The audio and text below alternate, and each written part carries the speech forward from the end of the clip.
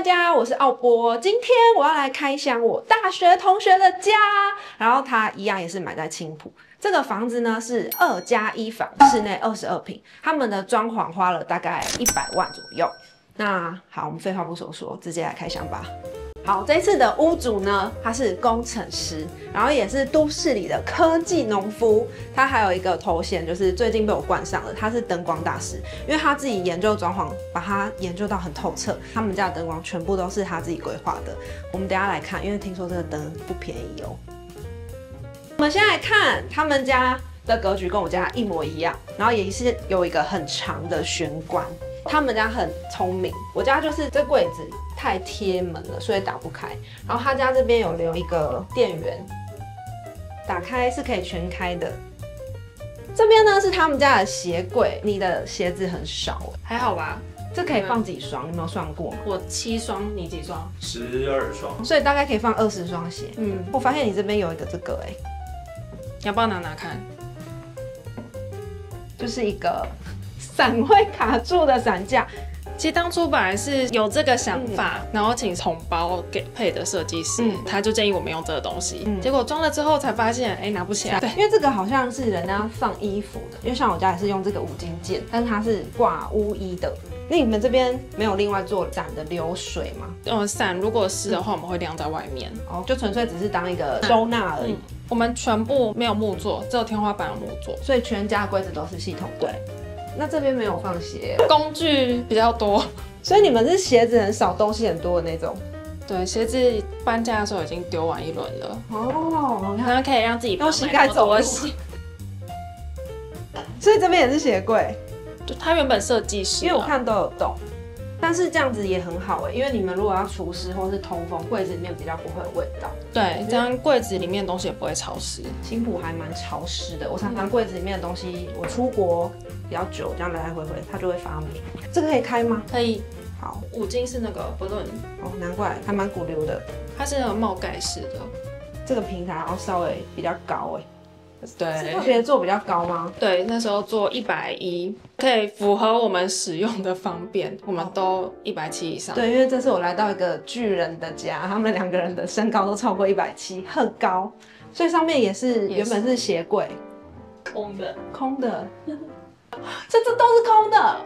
对，还没有放东西。这个感应灯是系统做的吗？系统对，是同一家系统做的，所以是系统柜直接做灯，对，坐在里面，然后开关在这边，对，开关它不是感应的啦。你家有一个超大的镜子对，这样玄关看起来会比较宽一点。然后你刚刚后面那个台面，我记得你家是比较小的吧？你是一格，然后其他放柜子。那我们是想说那边大一点，然后整个玄关看起来就会比较宽。真的因为其实他家跟我家玄关的宽度应该是差不多的，但他做了镜子之后，我真的有觉得你家这边很亮，然后又很大。镜子其实我们有不同颜色在选，这样这个是明镜，那还有茶镜跟黑镜。对，后来觉得明镜是最适合。涂料墙吗？凯恩涂料，所以你们全室是凯恩，墙壁是，但天花板不是。哦，跟我家一样，因为我看到这颗粒感觉很熟悉，就有那个蛋壳纹。你们会觉得不好清理吗？其实蛮好清的，因为像之前门口旁边、门后面的那一道墙，之前有小朋友来，然后玩那个推车，玩推车他就磨到墙壁，科技海绵擦一擦，它就掉的差不多了。运家具啊，搬家的时候都会撞到，有弄到，但是没有清。所以你们觉得是算好清理？算好清理，不会卡灰尘吧？落城区是自己做的吗？它原本建商是全室都是白色的瓷砖，玄关的地方是有把砖给挖起来，然后重新铺类似这种水磨石，但它也是瓷砖，好清洁，好清洁，很好清洁。这样子一个玄关做这样多少钱？大概2万。纯砖的部分，那因为清运这些可能会跟整个装潢算在一起。我们之前去询过，如果真的是真正的磨石子的话，大概10万。他们家的格局跟我家一模一样，呢。玄关走到这边有一个洞，然后我是放行李箱跟一些大型的收纳。他们目前也是比较大的杂物先堆在这边。我们有在想里面可能放一些架子之类的。变成一个小的储藏室的感觉。对对对，因为它是蛮深的。这个是挂了一个画，那个要先留，跟轨道灯一样。我觉得有轨道真的很棒，因为像我家的灯有些地方我想微调就没有办法，因为已经挖洞了。那个是什么灯？什么灯？圆圆的那个是什么灯？红色灯。不是，再说一次。砍灯、铅灯。好，没关系，大家都说自己喜欢就好。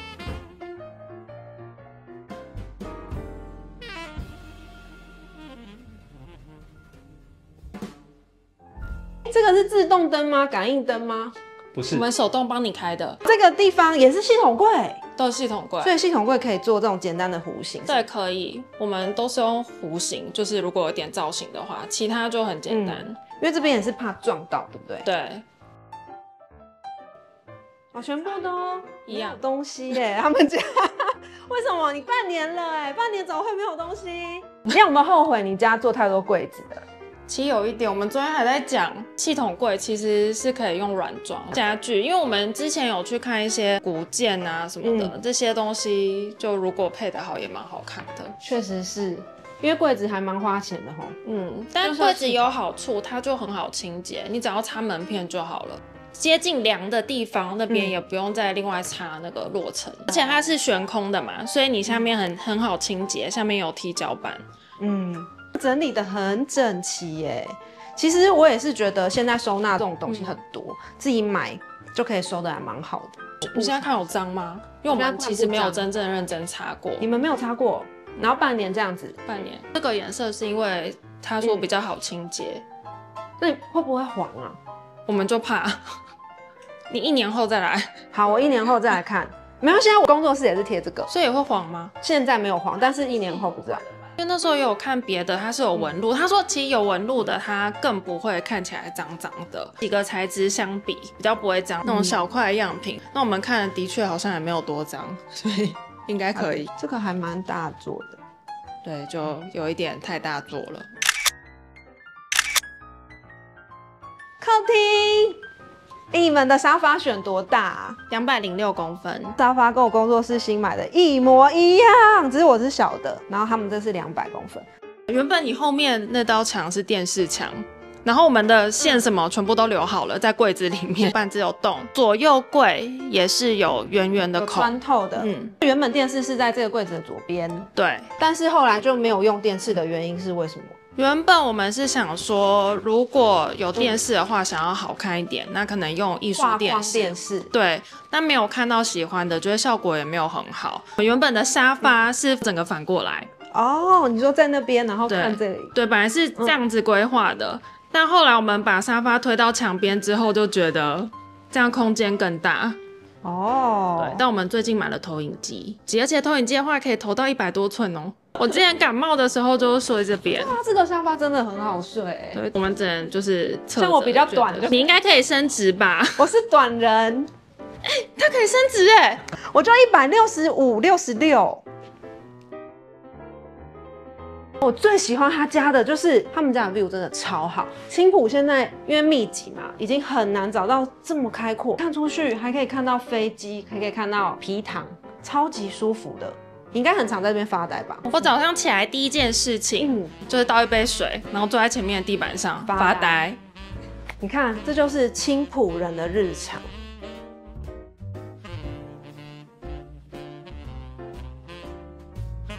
他们家就是一个我很喜欢的，因为公领域就是超级大片。这边呢原本应该是一个房间，就跟我家一样，我家是隔成一个书房。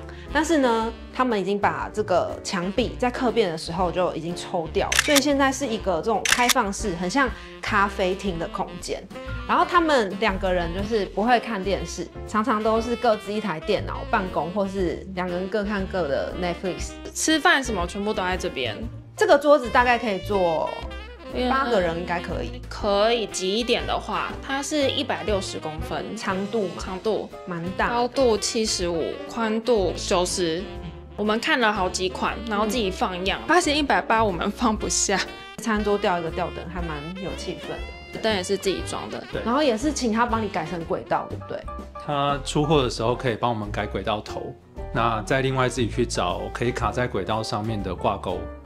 整个家的主视觉，我觉得就是这个书柜，因为屋主虽然一个是工程师，一个是工程师的老婆。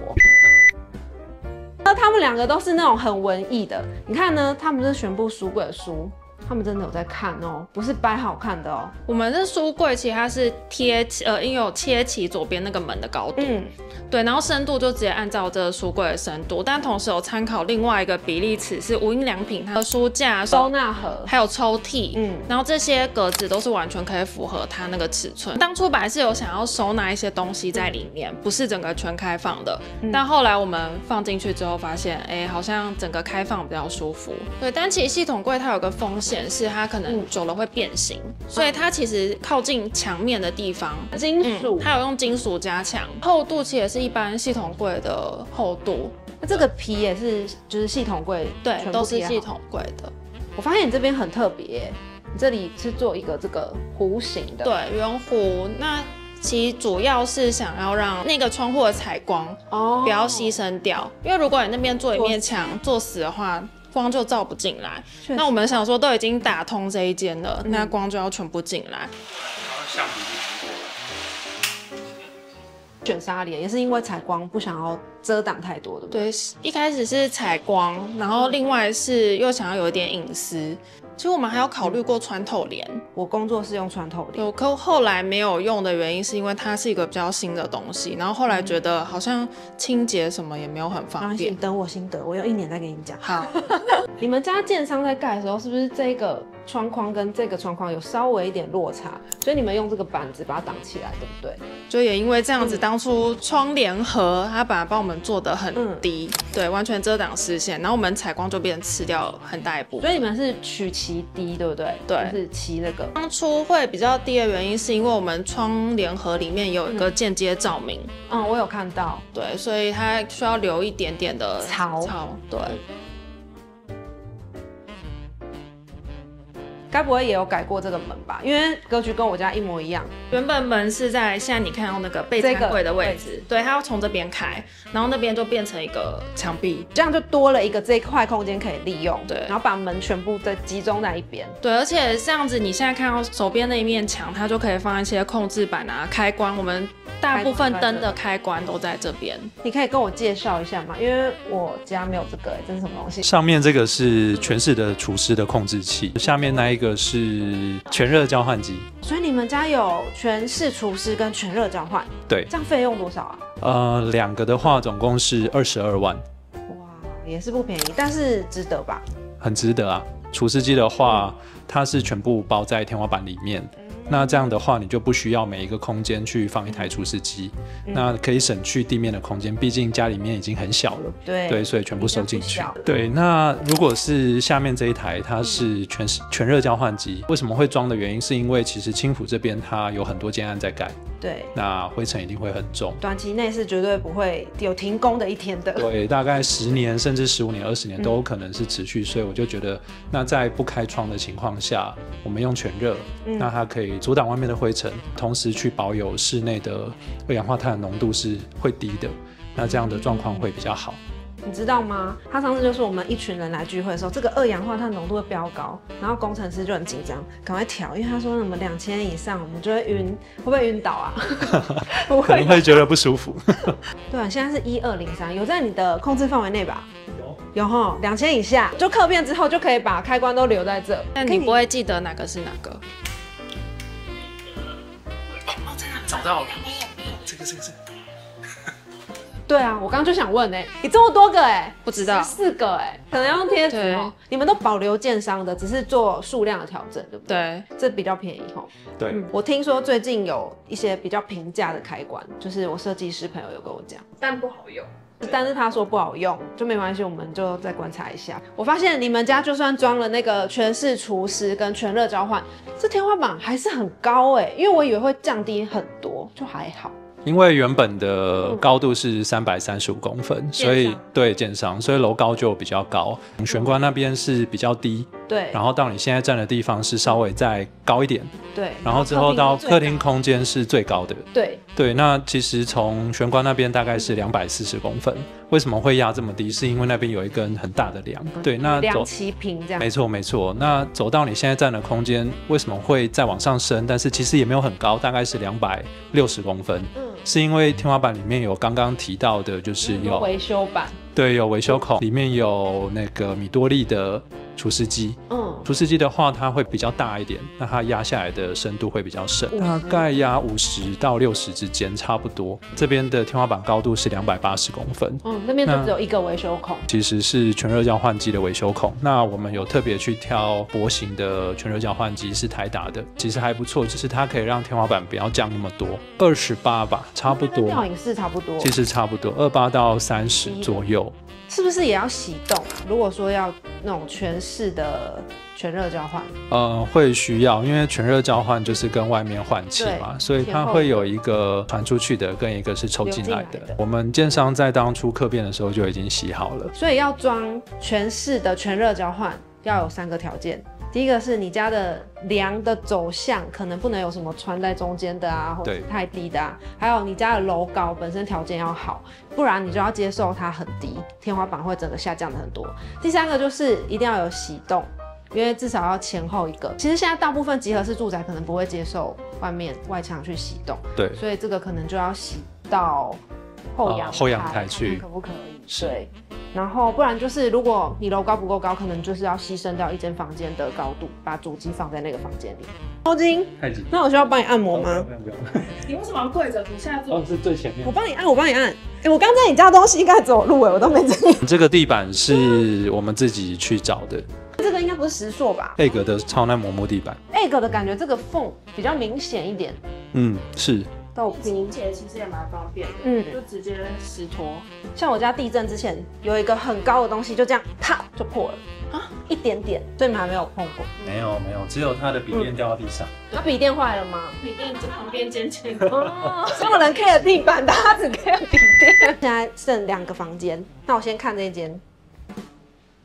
这间就是现在是当储藏室使用，然后为了保持之后的弹性，所以他们也都是用轨道灯。我刚不是说屋主是科技农夫吗？他在他们家呢，竟然有种成功一颗西瓜跟哈密瓜，超强！自己的温室现在东西先收在这边，不知道他什么时候会开始种。如果他开始种的话呢，我就再跟大家通知，你们可以跟他订，但是要等多久？6个月到8个月。一颗哦。对。哦，那不用了，谢谢。这个是调光帘，对不对？对。然后我发现你后面有一个超大台的东西，我们就为了它牺牲了光线。哦，好，我等一下来看看它到底多厉害。然后刚刚他们有跟我说，因为呢，他们原本的想象是自己这边做一个隐藏门，所以他们已经把建商付的门都退掉了。结果呢，退掉只退多少？几千块。但是呢，后来隐藏门太贵了，所以他们又重做了一个跟建商的门超级像的门，这多少？22000，所以大家要想清楚，不要太冲动就把门退掉，因为这个有时候可能不划算。像你这个也是贴皮嘛，改色就好，不会是蟑螂色，不要冲动。因为建商门其实品质比较好。对啊，为什么这非常生气？来，我们现在来看他们家主卧。格局真的一模一样你这边没有考虑放个洗衣篮吗？跟我家一样。洗衣篮放另外一间。这个坪数大概多大？2、3坪吧。然后这就放一个 queen size 哦，因为他们2个都很长，就是什么叫很长？很高，没错。我发现你们这个没有做开门的，是因为这个走道。对，因为它其实走道已经很小了，45公分吧，差不多。45，所以你们就选择用这个，不会卡。但是那时候有一点不太满意的地方是，它旁边那个金属的框有一点大，但这跟你们的门是一样的颜色对，比较有一体性。他们连行李箱都帮人家定做一个高度，是吧？这是行李箱放行李箱的。然后这个也是系统嘛，对不对？对，然后是拉篮。这个多少钱啊？这一座10万，应该差不多。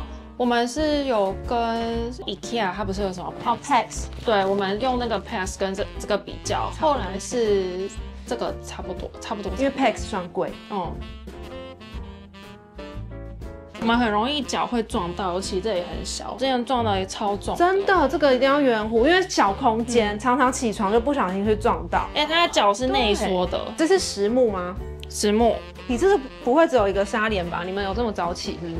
我们就日出而作，日落而息。屁啦，怎么可能只会用这个？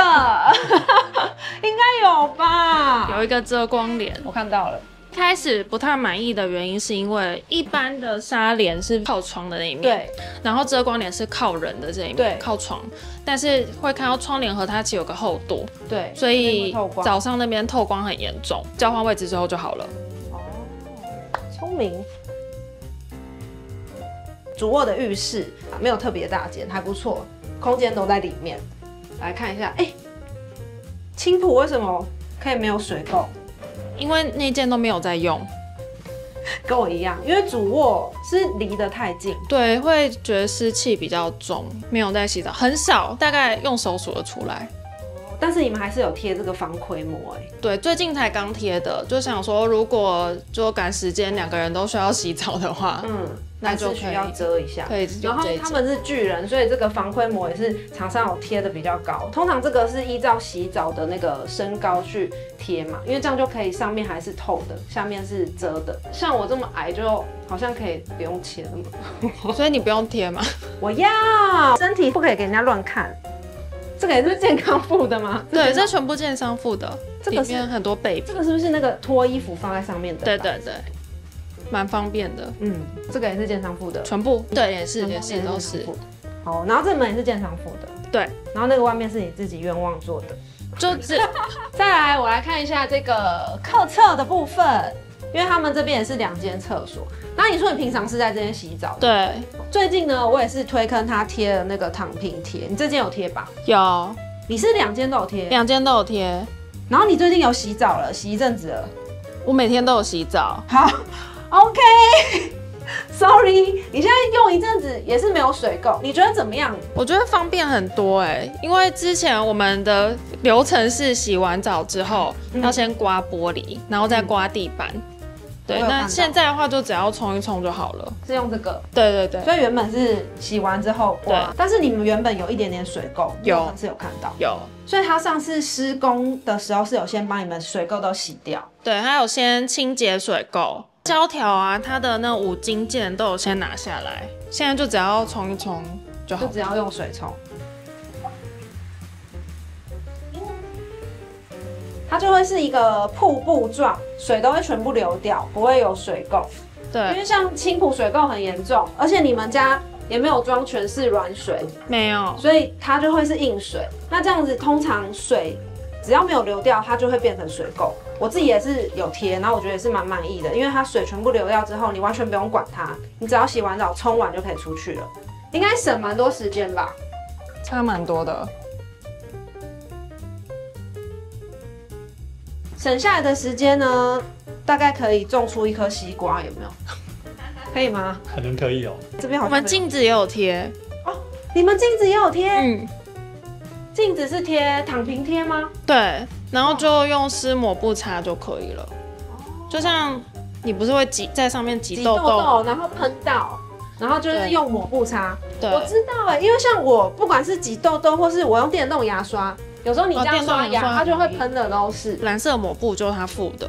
要湿擦，没有什么水痕，你可以直接用用看。我们以前的话是用海绵，先湿擦之后再用刮水，但现在就直接用抹布就可以直接擦。是真的，你知道吗？我家用抹布擦，它会有水痕在上面，可是这个擦是完全没有水痕就看起来蛮干净。对，很干净心情就会比较好。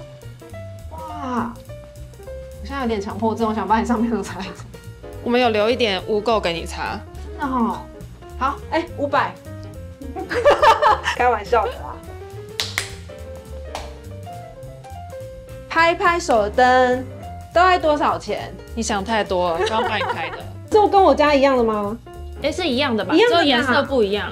超级满意。冷冻不满意，对，冷冻太小了，我们冷冻是满的。但是它很安静。对，小宅很推这个，因为小宅的空间很小。所以常常会有做动声，但是这台真的不会。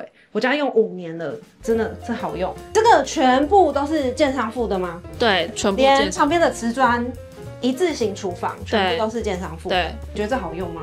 还不错，但我们很少煮。不过就以前创油烟机不是那种直接的，对，然后常会撞到头，因为你比较高。但现在不会了。所以它的吸力你觉得还 OK？ 直接顺的从斜面的地方就吸进去了。它也有开放式厨房的房型，这种它就会嵌瓦斯。那如果是开放式厨房，就全部都 IH 炉。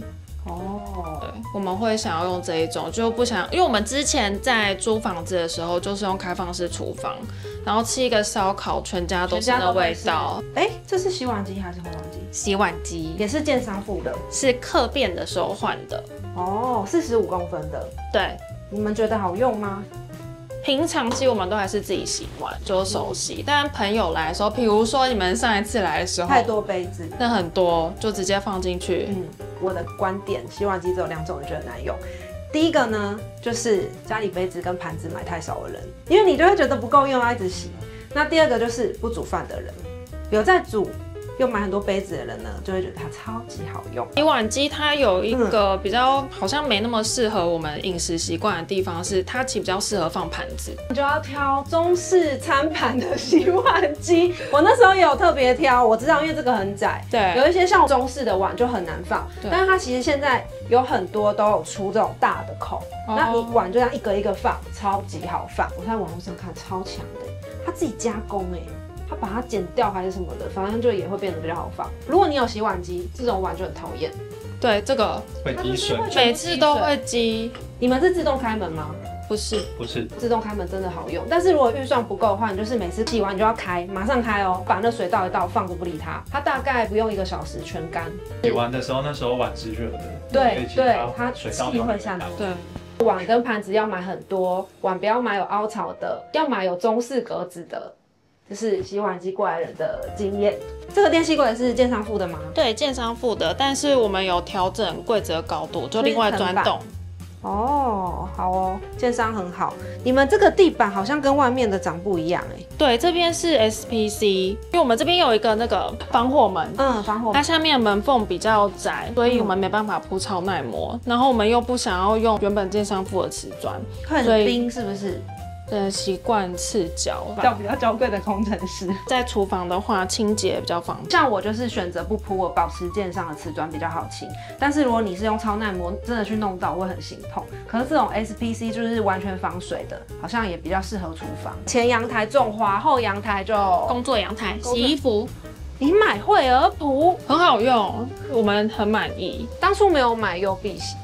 没有，我们想要找瓦斯烘，然后主要是2个分开嘛，然后它的外形我觉得也还 OK。我们当初其实也有挣扎，因为2台叠上去就挡掉采光。对，就是刚刚你看到储藏室的采光。你看上面可以洗床单，然后下面已经可以再烘衣服了，对，就可以节省一些洗衣服的时间。这个根本没在用吧？没有在用，对，完全不。我们现在只有晾袜子，因为袜子一直缩水，脚会很痛。就是长袜洗变短袜。对。然后内裤 L 号洗变 M 号。这个可能没有那么夸张。棉的衣服真的比较容易缩水。对。可是你看省下时间不是很好吗？对啊。真的变很紧，所以你就想说那个买新的。不是说要短版的那个坦克背心吗？我跟你讲，它已经缩了。那就可以给我了你那么长。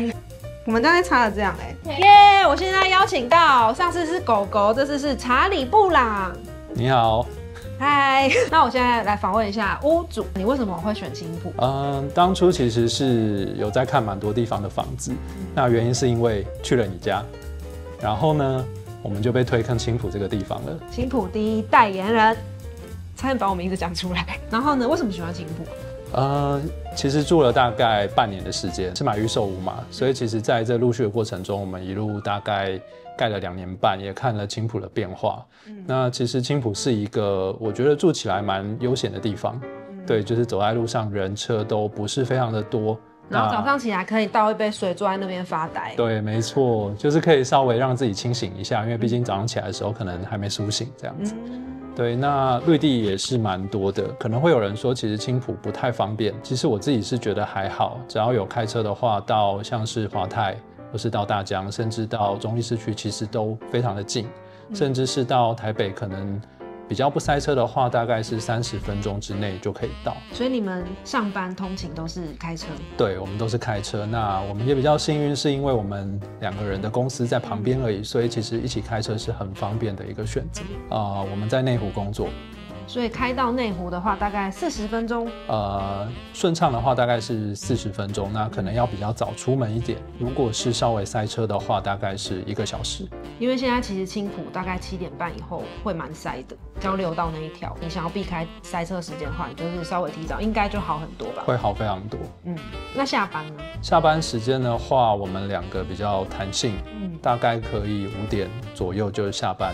回来的话，其实也大概是1个小时，所以6点左右就会到青埔。其实我觉得青埔下班时间不太塞，对，上班时间比较可怕。没错，挑选房子的时候有一些比较特殊的选择，像是我们希望有前阳台，我们也希望有后阳台。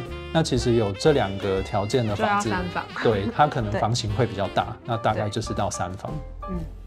其实2个人住的话，你们这样1个人得坪大概10坪左右，差不多，应该是一个很舒服的。对，是很舒服的一个空间。你们也没有养宠物，对不对？对。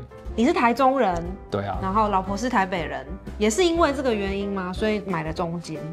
其实本来没有这样想，但是住进来之后，因为像要回太太的回娘家嘛，对，那是天龙人，对，是在台北变成青龙人，对，那去台北的时间跟回台中的时间，可能其实相对起来有比以前还要平均，因为以前我们是住在台北租房子，那现在其实会觉得不管是到台北或到台中都非常的方便，对，因为你们要找爸妈，其实坐高铁，这边又高铁近，对，有想过就是未来爸妈可能会来住。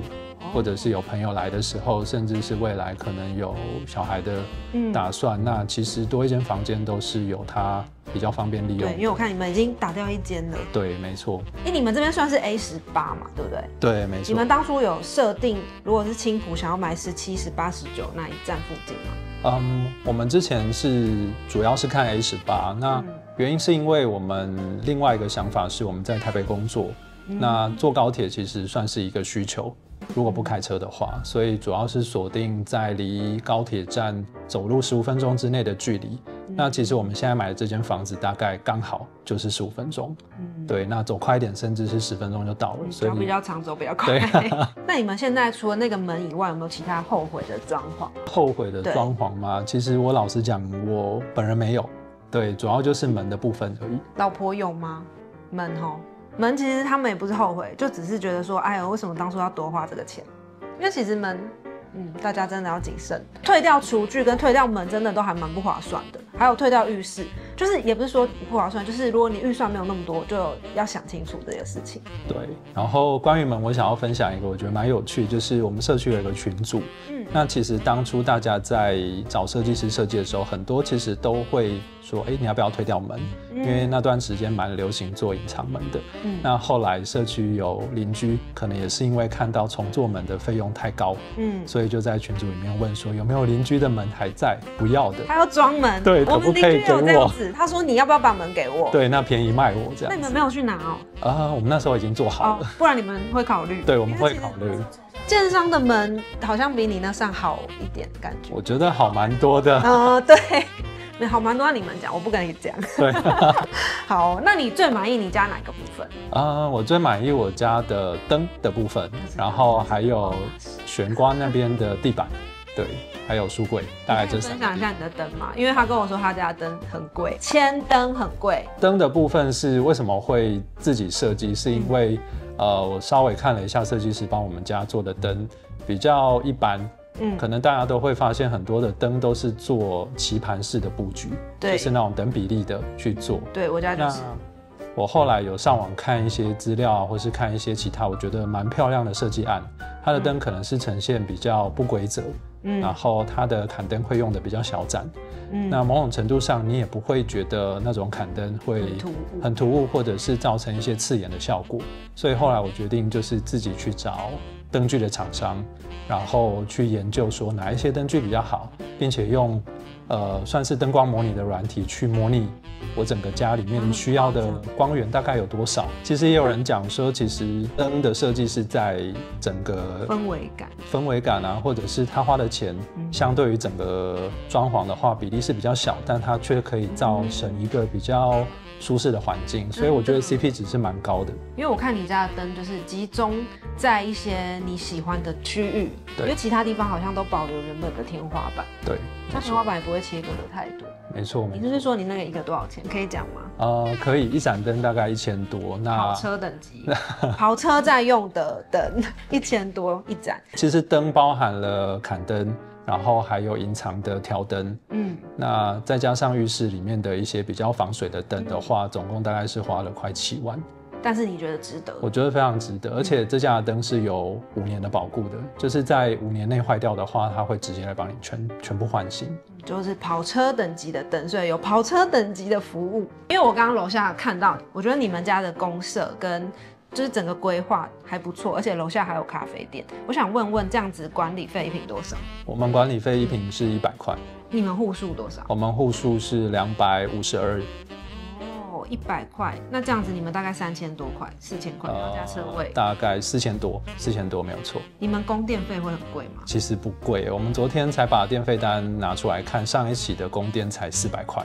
你知道，因为我家一开始就是管委会还没成立的时候，那时候是比较贵的嘛，因为他们有那个契约容量，那就会慢慢调，但调到现在也就是大概700多，然后我工作室的话是1000多。我觉得我们管委会还蛮厉害的，他们去谈，然后去把那个价钱，我们其实一刚开始也是1000多，大概1400、1500左右，但后来他们其实是有利用管委会，就是我们缴的管理基金去付掉一部分的供电，对，但最后分给我们每一户要剩下来要缴的大概就是剩400块这样子，就是缴的管理费有去补贴电费，是，其实是一个蛮好的方式，我觉得是蛮好的，因为有很多供电，就是灯啊或者什么的。你们灯有少开吗？外墙的灯？外墙的灯我们是自动设定10点后之后关掉，那也是够。但是其实整个像1楼的大厅啊、公共设施灯不会关，它只是把亮度调比较暗而已。对，那包含一些地下室的灯，其实我们都是常亮的，我觉得还不错。这样子才400，对，你们真的管理的不错。然后我刚刚看他们楼下还有卖蛋贩卖机，对，超厉害，都是管委会争取来的。第一届很重要，是成立的第一届，第一届真的很强，也有邻居会做这件事情，对，他们刚好是专业，非常热心。